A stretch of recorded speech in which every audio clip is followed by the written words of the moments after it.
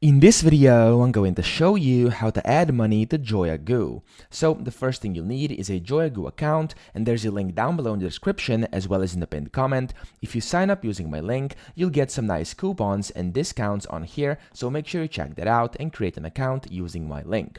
Now, once you have your account to actually add money to JoyaGoo, what you're gonna have to do is you want to tap at the top right over here where you can see your profile icon once you're signed in, and then you want to tap on My Wallet. Once you do this, it will show your balance over here. Now you can see balance and coupons, and of course, balance is the one you want to go at. Now, once you can see your balance, you want to click on top up over here, and it will ask you how much you want to top up. Now, of course, this is not US dollars. In case you're using US dollars, you can see the estimation over here. So you can just type in whatever you want. Let's say I want to top up like $77.8 over here. You just want to press, or you can just manually type in here how much you would like to deposit, and then it will say how much that is in US dollars. So just type in something, whatever you want, and then you want to press on submit.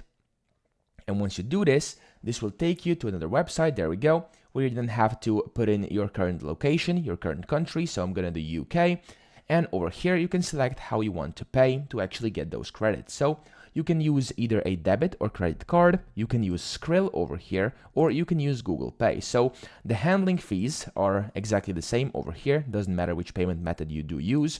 And then once you select it, just basically sign into Skrill or Google Pay, or put in your debit or credit card details. And once you do that, simply click on Pay for Order. And once you do it, when you then go back to your wallet, you will see you now have a balance on your wallet, and that is going to be exactly the amount you bought using this top up button over here. So that's pretty much it. I hope this video helped you out. If it did, please subscribe to the channel and help me out as well.